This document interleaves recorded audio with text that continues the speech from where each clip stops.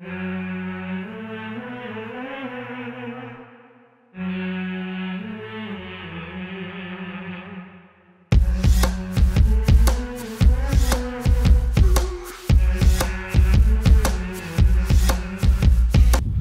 is officially over. Right now, as you can see around me, there are only trees with no leaves on it, but still you have subjects to photograph if you know what to look for. So even though it's late autumn and the snow haven't felt yet, I think that we still have opportunities to photograph inside the forest. So today I'm gonna go and try to find some shots here in this forest. There is a fog that is kind of coming and going. You don't know where it's gonna be foggy and where it's not. For example, 30 seconds ago right here in this place was complete foggy, but now as you can see it's clear. The fog is right there in the distance. We'll see if we're gonna get fog, then it's gonna be easier to photograph, but it doesn't matter.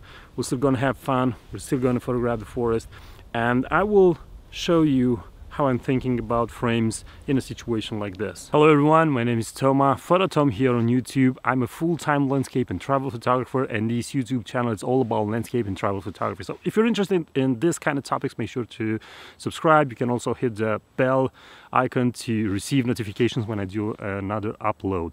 Now you can also support me by buying one of my editing courses, or you can join me in one of my workshops and photo tours in Tuscany, in Norway, in the Dolomite Mountains, and you can also visit Romania with me, and you can see how beautiful this country really is. Now let's go back to our video and try to photograph this forest as best as possible. 17 miles on the freeway, dragging my heart through a relay.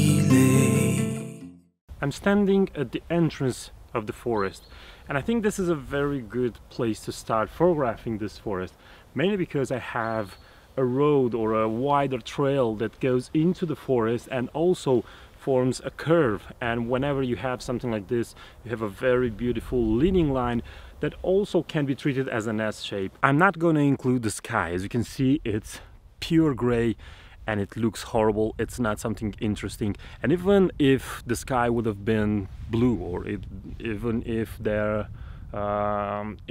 I would have had clouds in the sky, I would not include them. When I'm concentrating on photographing the forest, I'm concentrating on the forest. I try to keep you inside the forest by all means. I don't want your eye to escape towards the blue sky. I want you to be fully immersed in the experience of seeing the forest and trying to feel the forest. I'm not trying to present the forest in a way that I see it and feel it, because the way I feel right now, it's something that is particular to me. I try to only make you ask questions and make you start wondering what's out there, what could be out there, and that for me is enough. I did a first composition, and while I was photographing and framing the shot, I realized that if I'm going to maintain the entire aspect ratio of the photo, I will have to include the sky, which I don't want. So the next thing that I'm going to do is to transform this photo into a panorama, but I will not cut the one photo. I will do several photos and stitch them together and have a panorama, and for that I will use a longer focal length. And this way I think I can manage to keep you inside the forest, and I can also make a better impression of space and how the forest looks.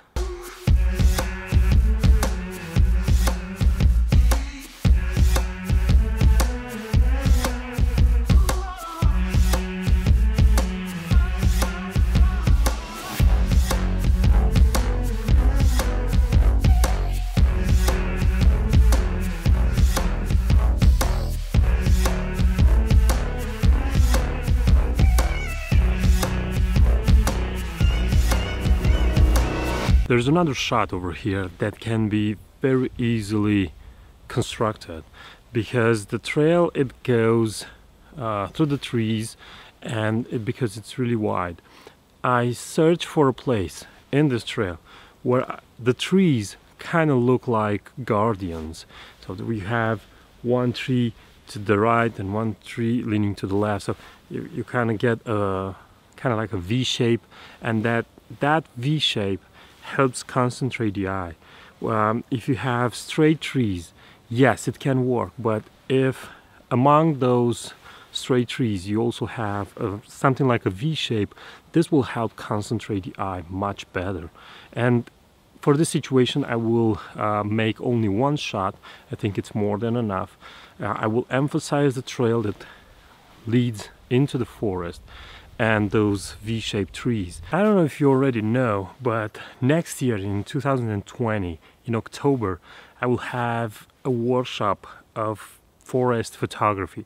It's going to be based in Romania. It's going to be based in the forests that I really love and I really photograph a lot. So if you really like my forest photos, I can't guarantee fog, but if we're going to have fog, we're going to have some fun. And during this workshop I will show you how I'm photographing the forest, how I'm framing the shots, how I'm editing my foggy forest, how I'm editing this kind of forest. Even though there is no sun outside, make sure you have your polarizer with you. It will make the leaves look much better. Again, for this situation I'm going for a panoramic shot, again at about 70 millimeters focal length.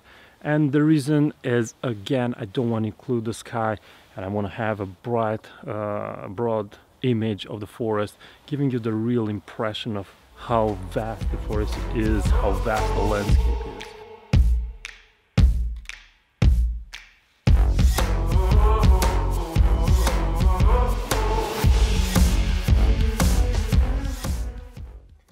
So that was it for today. Hope you like it, hope you learned something from it. If you're not a subscriber, please consider subscribing. If you are a subscriber, thanks for being a subscriber. Leave a comment if you have a question, if you have something to say, and bye bye.